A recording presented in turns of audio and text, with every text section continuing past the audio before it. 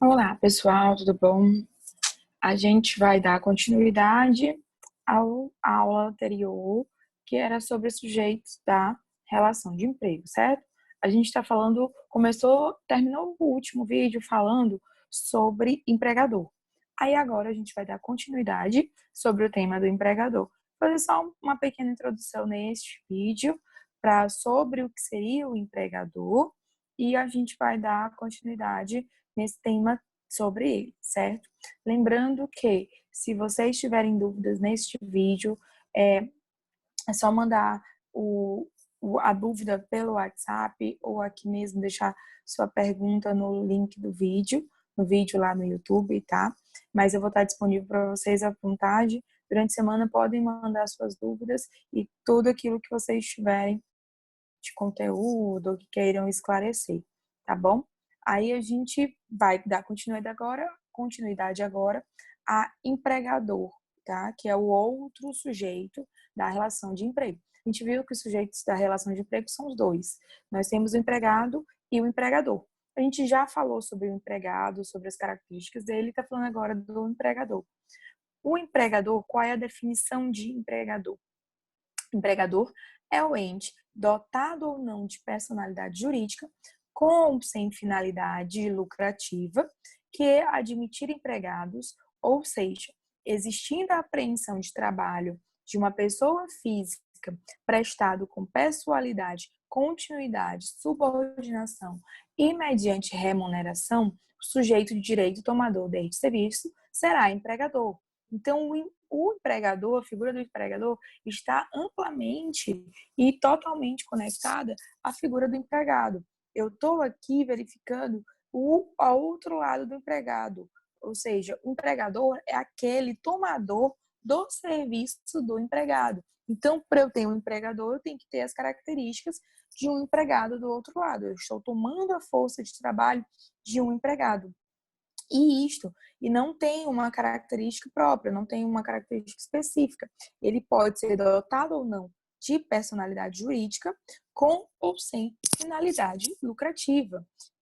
Então, no caso, posso ter várias formas de empregador, não tem uma personalidade definida.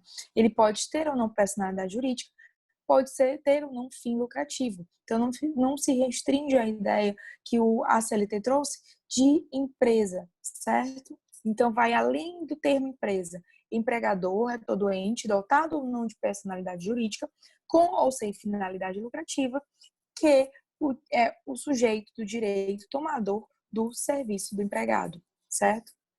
Aí a gente vem para o outro, slide que vai diferenciar rapidinho o que é empresa de estabelecimento. Empresa é a unidade econômica e estabelecimento é a unidade técnica de produção. Estabelecimento é o local, empresa é toda a unidade. Empresa é maior do que o estabelecimento. Estabelecimento é praticamente estrutura, é onde funciona uma empresa. Empresa é a unidade econômica, é toda a organização produtiva. Aí a gente parou na aula passada nos poderes de direção do empregador. A gente iria ver os tipos de poder de direção. Primeiro, o que seria esse poder de direção? O poder de direção é justamente está vinculado à ideia da subordinação, a subordinação do empregado ao empregador. E a gente vai ver agora as limitações e a amplitude dessa subordinação. Ela é ilimitada? Ela é limitada? Como ela funciona? Como ela se dá? E isso a gente vê onde? Nesses outros poderes que são o deslinche, o destrinchamento do poder de direção do empregador, certo? Então, subordinação é o quê? Eu tenho, de um lado, o poder de direção reconhecido pela ordem jurídica ao empregador e exercido como contrapartida aos riscos da atividade econômica inerentes à própria atividade empresarial. Então, por que o empregador tem esse poder de direção? Por que ele tem esse poder, essa subordinação frente ao empregado? Por que o empregado é subordinado ao empregador? Primeiro, porque existe esse poder de direção. E é um poder de direção de quê? O empregador, ele é dono do negócio. Então, se ele é dono do negócio, dono da atividade econômica, então ele automaticamente ele vai falar como ele vai mandar, como ele vai querer que a sua empresa, que a sua entidade, que a sua organização funcione. Então, por ele ser dono, por ele saber os riscos da atividade, por ele saber gerenciar aquele negócio, ele tem esse poder de direção frente ao empregado. E do outro lado da subordinação, a gente tem também o estado de subordinação do empregado, que se submete às regras de caráter hierárquico e técnico postas pelo empregador. Se eu tenho uma subordinação de um lado, que é a ideia do empregador ter poder de direção frente ao empregado, porque ele é detentor do poder dos riscos da atividade econômica, é detentor de como saber lidar com o seu negócio, como produzir, como gerenciar o seu negócio. Em contrapartida, a gente tem do outro lado a subordinação do empregado, que ele vai cumprir regras, vai cumprir as determinações impostas pelo empregador. E isso num caráter hierárquico e técnico. Técnico por quê?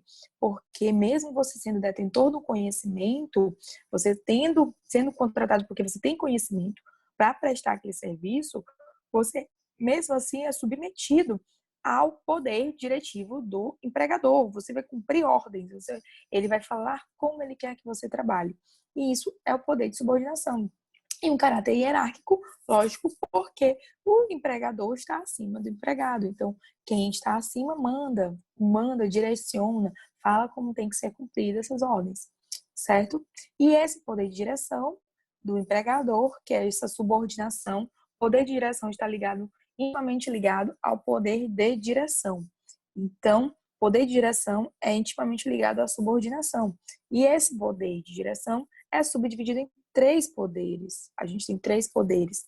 Esses 3 poderes são quais? A gente tem um poder de organização, poder de controle e o poder disciplinar. A gente agora vai verificar um por um desses poderes, certo? O primeiro poder é o poder de organização. O que é este poder de organização que o empregador possui frente ao empregado? É o poder de organização, é o poder de determinar as atividades que serão exercidas pelo empregado e de definir as condições concretas e as regras gerais de trabalho a serem obedecidas pelo empregado. Então, é aquele primeiro poder que a gente estava falando da subordinação. É o poder de dirimir as atividades, de determinar aquilo que eu quero que o empregado cumpra. Eu quero que o empregado faça aquela atividade. Eu quero que o empregado preste aquele serviço. Eu quero que ele vá fazer aquela atividade naquele horário. Eu quero esta função, é esse caráter de definir as atividades, definir como ele quer que o empregado cumpra o seu trabalho, cumpra aquilo que ele foi proposto, né, contratado para fazer. São as formas de exteriorização do poder de organização do empregador. São o regulamento da empresa, as formas de exteriorização do poder, né? Vou começar de novo. As formas de exteriorização do poder de organização do empregador são o regulamento da empresa, que podem ser bilateral ou unilateral, conforme tenha havido ou não a participação dos empregados em sua elaboração, e o quadro de carreiras, ou plano de cargos e salários, prevendo promoções alternadas segundo critérios de antiguidade e merecimento. Está lá no artigo 461, parágrafo 2º e 3º da CLT. Então, essa forma de exteriorização aqui, elas podem se ver nesse poder de organização, que é o empregado definindo as condições e regras do trabalho, certo? E as regras gerais. Então, em um dia que a gente verifica essas ordens e esses cumprimentos maior visto no regulamento da empresa ou no quadro de carreira. O regulamento da empresa vai justamente falar as normas, as regras que o empregado tem que cumprir. O que o empregado tem que fazer para estar dentro da empresa, para cumprir as regras da empresa, para cumprir o seu contrato de trabalho de maneira correta, de maneira fundamentada e eficiente. Ele tem que cumprir os regulamentos da empresa, as normas que a empresa impõe. Então, é isso que está o poder de organização. O poder de organização é o empregador dirimir as atividades, definir as condições do trabalho, do contrato de trabalho, da relação de emprego. E isto, relações externadas no regulamento de empresa e no quadro de carreira. Por que no quadro de carreira também, gente? Porque aqui são as questões de promoção, de elevação dentro da empresa, de promoções, de salários. Então, há determinações de como vão ser cumpridos. E isso está previsto já no regulamento. E esse regulamento vale tanto para a empresa, para o empregador, quanto para o empregado. Os dois têm que cumprir as normas, as determinações que estão lá nesse regulamento da empresa e no quadro de carreira, certo? Então, poder de organização, eu vou determinar as atividades que serão exercidas pelo empregado e definir as condições que ele vai prestar esse serviço. É o dever de obediência do empregado que vai até onde vai o contrato. Porque o que a gente pensa? Eu tenho um poder de organização, então eu vou mandar o empregado fazer o que eu quero, fazer tudo o que eu quero. Eu posso mandar no empregado e ele vai cumprir minhas ordens sem critério nenhum. Aí é que a gente vai ver o outro ponto, que é a questão do quê? Do dever de obediência. Até onde vai o dever de obediência do empregado? O dever de obediência do empregado vai até onde vai o contrato. Ou seja, não se pode exigir que o empregado cumpra ordens que estejam fora dos contornos da relação jurídica contratual estabelecida com o empregador. Então, eu vou cumprir as ordens que o empregador me manda fazer, que ele pede para eu fazer, até o limite do meu contrato, até o limite do que foi determinado no meu contrato. Quais são as atividades que eu fui contratado para desempenhar? Quais são as atividades da minha prestação de serviço? Então, a minha ordem, minha obediência, o poder de organização do empregador vai até o limite do meu contrato, do que eu estou fazendo, foi determinado para eu fazer, prestar o meu serviço. Então, é isso que está o limite do dever de obediência do empregado. E as ordens dadas pelo empregador? Elas têm que ser como? Elas têm que relatar o quê? As ordens dadas pelo empregador devem referir-se às atividades decorrentes da função para a qual foi contratado. Então, eu estou diretamente relacionando as atividades que eu fui contratada, a prestação desse serviço, para aquilo que eu estou prestando, aquilo que eu estou cumprindo. Então, as ordens que o empregador me der para o empregado, no caso, eu vou ter diretamente ligação com a função e com as atividades para aquelas que eu fui contratado. Ser possíveis de cumprimento. O empregador também não pode pedir algo impossível ao empregado. Ele tem que ter uma linha, ele tem que cumprir metas, tá? Então, aquela meta que ele foi proposta ao empregado tem que ser uma meta executável, tem que ser uma meta que possa ser alcançada. Aí a gente tem também a ideia das ordens do empregador serem o quê? Lícitas e de acordo com os bons costumes. Eu também não posso pedir para o meu empregado ir e humilhar um outro funcionário, ir e ter alguma bater, xingar, causar lesão no outro funcionário, ter todas essas outras ilicitudes. Tem que ser atividades e prestação de serviços lícitas e de acordo com os bons costumes. Esse aqui é o básico do bom costume mesmo, o social, manter as regras de cordialidade. Aí eu tenho também que respeitar a dignidade humana do empregado. Eu não posso, e a gente vai verificar algumas ordens dessa, dar ordens para o empregado, por exemplo, fazer para si mesmo, no caso, né? Não infringindo outras pessoas, mas fazer discursos, falar coisas erradas, fazer algo ilícito, ilegal, também não posso ofendê-lo, não posso tratar de ser discriminatório, tanto em relação a cor ou a sexo. Então, eu tenho que respeitar a dignidade do empregado.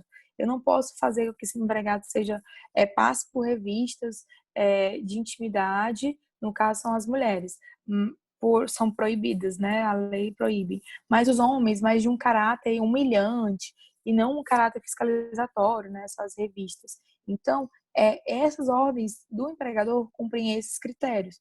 O empregador, além de falar e poder dar ordens apenas daquilo que o empregado foi contratado, ele tem que seguir as ordens do empregador, tem que seguir, referir às atividades decorrentes do contrato, ser possível de cumprimento, serem lícitas e de bons costumes, respeitar a dignidade humana do empregado.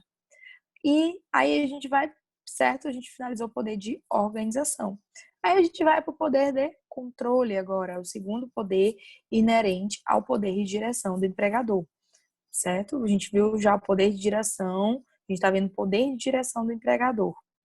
O empregador tem três, e esse poder de direção se subdivide em três. Primeiro, poder de organização. Agora a gente está no poder de controle. O que é o poder de controle? O poder de controle é o empregador poder verificar o exato cumprimento pelo empregado das determinações relativas à prestação do trabalho. No caso, eu dei uma ordem, eu pedi o cumprimento de uma atividade, de uma prestação de serviço por esse meu empregado. Então, o empregador tem todo o direito de ir lá verificar, de ter o controle, de saber se aquela atividade está sendo cumprida segundo as suas normas, de verificar o andamento da atividade. Essa é a ideia do poder de controle. Aí a gente vê que a fiscalização que pode ser exercida pelo empregador abrange diversas medidas, desde o controle de jornada e horário de trabalhos por meio de cartões ou livros de ponto, o controle de qualidade das peças produzidas pelo empregado e a prestação de contas aplicável a determinadas funções, como vendedores, por exemplo, até a revista dos pertences do empregado quando este deixa o estabelecimento empresarial e a utilização de câmeras de vídeo e de fotografia.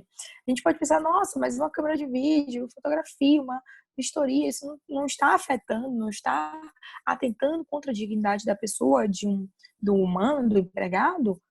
Não, gente, porque é a ideia do controle, de fiscalizar, de verificar se o empregado está cumprindo aquilo que ele foi determinado pelo empregador, se ele está cumprindo essas ordens, se ele está sendo produtivo nesse tempo que foi dado, que nessa jornada de trabalho dele. Então, e aqui vocês verificam que são ordens de vários fatores, e sempre ligadas, mas verifiquem, sempre ligadas ao trabalho, à prestação da atividade dele. Eu estou aqui fiscalizando, controlando o horário de trabalho dele, eu estou controlando a qualidade do trabalho, a qualidade de peças, a qualidade da prestação de serviço. Ele está controlando isto, ele está controlando uma prestação de contas, ou seja, a atividade fim, o resultado da atividade do empregado. Ele está controlando uma revista dentro do estabelecimento empresarial dele, um controle para saber se está tendo alguma lesão, se ele está sendo lesionado de qualquer outra forma.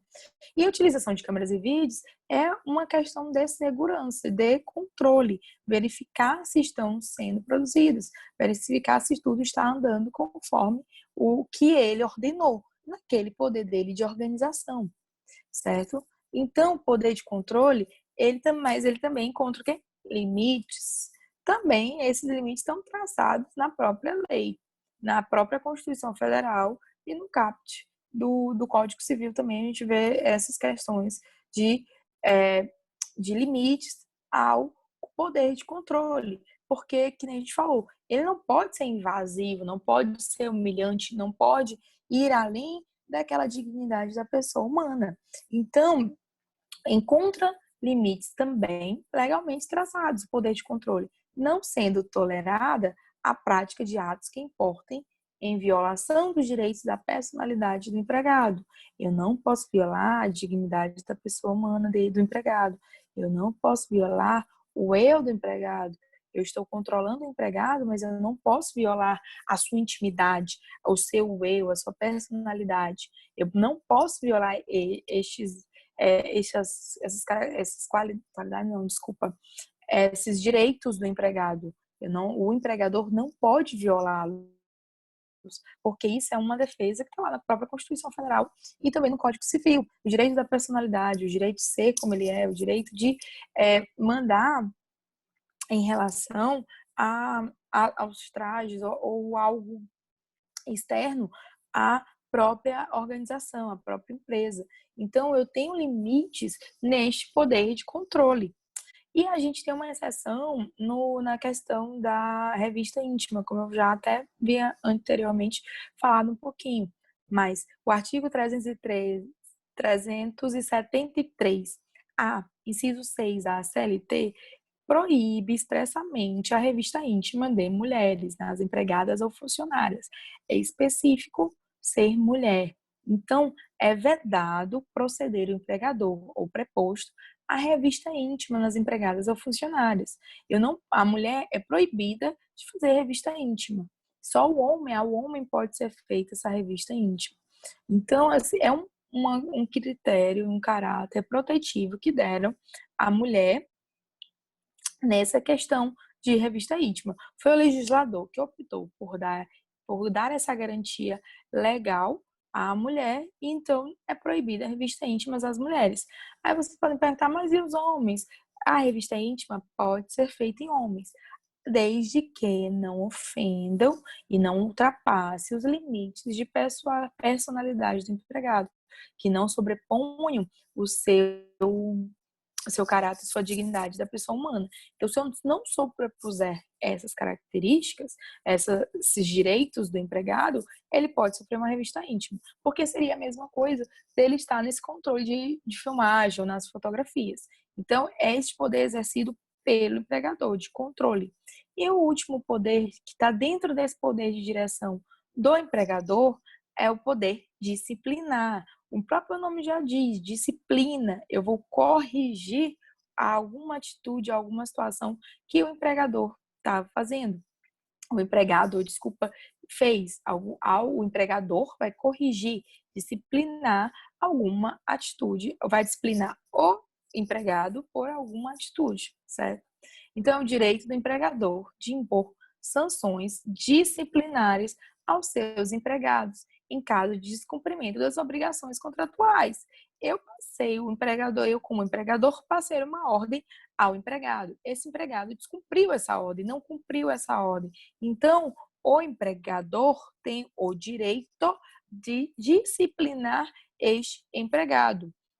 Então, é por isso que tem esse caráter de disciplinar. Ele vai falar porque houve um descumprimento das obrigações contratuais. E isso se vê, e esse poder disciplinar decorre da teoria contratualista, porque afirma a doutrina e a jurisprudência que o poder disciplinar do empregador somente pode ter origem na própria relação jurídica contratual, que determina a sujeição do empregado às ordens e ao controle exercido pelo empregador. Então, aqui, esse poder disciplinar, ele existe porque a relação de emprego é uma relação contratual. A gente já viu a natureza jurídica de uma relação de emprego. É contratualista e institucionalista.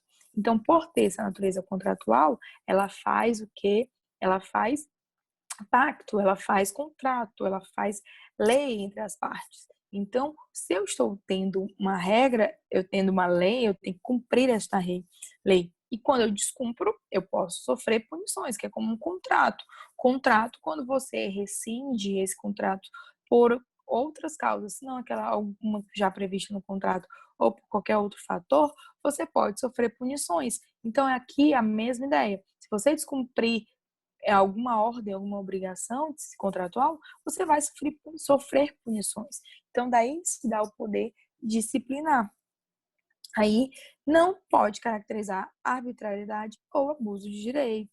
Então, o poder disciplinar, ele não caracteriza arbitrariedade ou abuso de direito, justamente porque esse poder disciplinar decorre do contrato. Então, se eu tenho uma relação contratual, se eu tenho obrigações e direitos de ambas as partes deste contrato, então eu estou fazendo cumprir este contrato. Então, se esse contrato está sendo cumprido, não é algo arbitrário, porque não é algo que vai além do que já foi determinado e dito pelo empregado e pelo empregador. E nem é abuso de direito do empregador, porque ele não está fazendo algo além da previsão contratual. Porque se eu quebro um contrato, eu posso sofrer punições. E é daí que decorre o poder disciplinar, certo? Aí a gente tem que ele é limitado, da mesma forma dos outros direitos. Eu não posso, eu também tenho limites, eu me ponho de limites a essa disciplina. E ele é limitado em razão da matéria, somente pode ser exercido em relação às obrigações relativas e conexas à prestação de trabalho. Então, eu estou dando esta punição, essa disciplina ao meu empregado por uma questão interna, algo que foi decorrente do descumprimento ou de algum erro do seu trabalho, certo? E não por algo externo que essa pessoa fez, por exemplo, fora da empresa, que ela foi pega numa foto de Instagram, cometendo alguma imagem ou algo que não condiz com a empresa. E a empresa vai lá e a pune por uma questão externa. Ele não pode, ele tem que ser voltada essa punição por uma quebra em relação às obrigações, às prestações de serviço dele internas à empresa. E em razão do tempo, vigora apenas durante a vigência do contrato.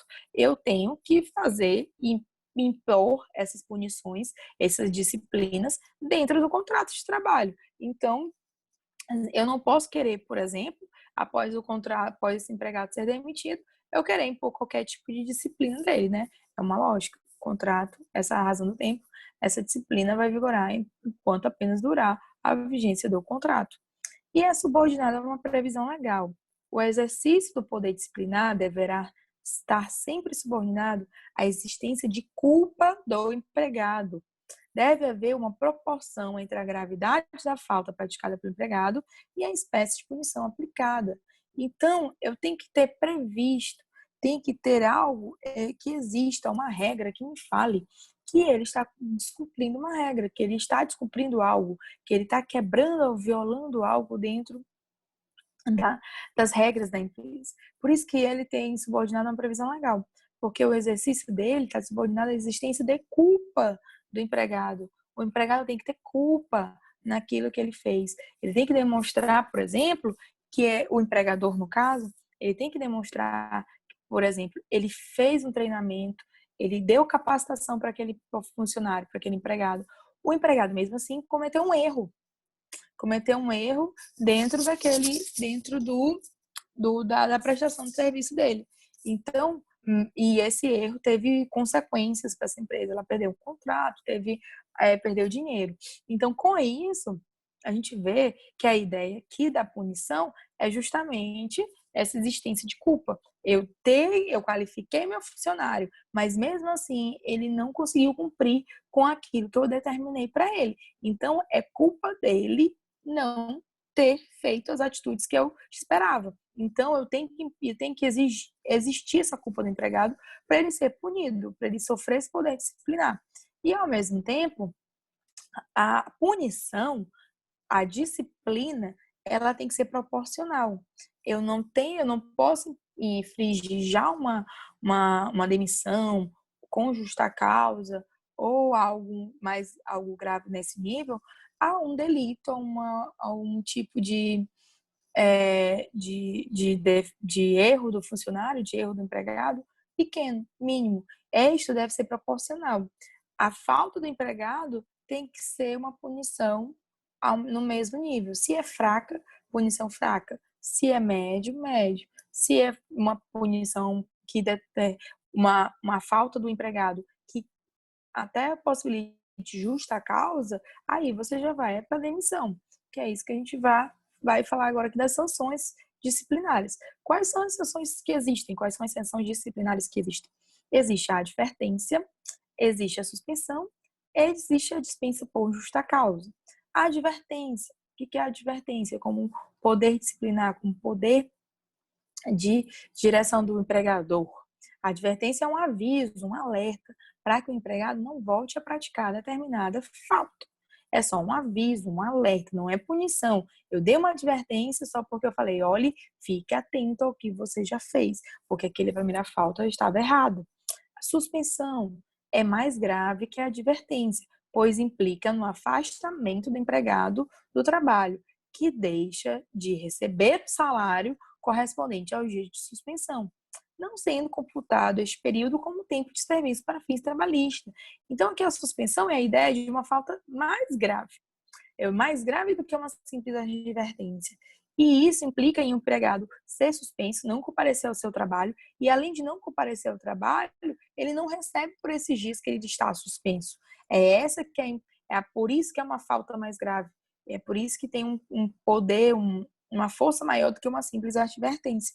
Então, eu estou suspendendo por algo grave, mais grave que uma advertência, e o empregado vai ser punido duas vezes. Além de não receber o salário, não vai computar para fins trabalhistas. Um exemplo desses serviços para fins trabalhistas, gente, é a ideia das férias. Não computa esse período que ele está suspenso para férias. Ele perde esse período. Se, por exemplo, ele ficar suspenso mais de 30 dias, ele vai perder já um período de tempo, de dias, em relação a seu período de férias que ele teria direito a gozo.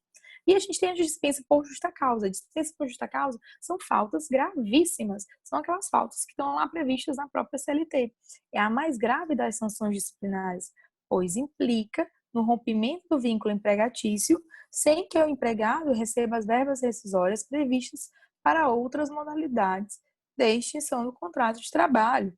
Então, o empregado ele é punido amplamente, porque ele vai ser o quê? Demitido. Ele está sendo demitido por justa causa. E quando você é demitido por justa causa, você não recebe várias verbas rescisórias. Não recebe o saque do FGTS, a multa de 40%, não recebe aviso. Então, tem várias punições por conta dessa falta grave. Porque foi o empregado que levou à quebra, à extinção do contrato. Então, como ele levou essa extinção, é como se ele estivesse pedindo demissão. É a mesma lógica para ele não receber essas verbas rescisórias. Então, por isso que a falta grave faz com que o empregado receba várias verbas, né, várias verbas rescisórias, sem conseguir recebê-las, certo? E é a mais grave de todas, e a dispensa por justa causa. Estão os critérios e as possibilidades estão previstas lá na CLT. E o poder disciplinar, ele pode fazer uma advertência, uma suspensão, ou você já dispensa por justa causa, mas você não pode colocar multas, você não pode aplicar multas como sanção, como disciplina ao empregado, exceto cláusula penal de atletas profissionais. Mas a regra é, eu sou um empregado, eu não posso receber multa, eu não posso pagar, isso é multa financeira, tá, gente? A ideia aqui da multa é a questão financeira, dinheiro mesmo, dinheiro. Então, eu não posso aplicar uma multa como uma advertência para o funcionário ou como uma suspensão. Você vai retirar parte do seu dinheiro, do seu salário, vai ficar preso porque você para discipliná-lo. Não pode. Não é proibida a aplicação de multa nesses casos, exceto o atleta profissional, porque ele tem um outro tipo de contrato de trabalho e esses contratos de trabalho podem prever essas cláusulas contratuais, certo? Cláusulas contratuais que eu digo de multa. Ele é um dos que podem aplicar multas. Aí a gente vai agora finalizar este vídeo com os poderes, tá? Com esse último poder, o poder disciplinar, que a gente viu agora do empregador. Quais são os poderes de direção que o empregador possui frente ao empregado? Poder disciplinar, poder de organização e poder, que é o último aqui, de controle. Então, a gente tem esses três poderes que o empregador possui frente ao empregado. Aí, no próximo vídeo, a gente vai continuar falando dos grupos econômicos, tá bom? Aí eu vejo vocês daqui a pouquinho. Lembre-se, qualquer dúvida, entre em contato, mandem mensagem, certo? E vejam como é que está sendo a interpretação de vocês desse vídeo também, tá bom? Obrigada, até daqui a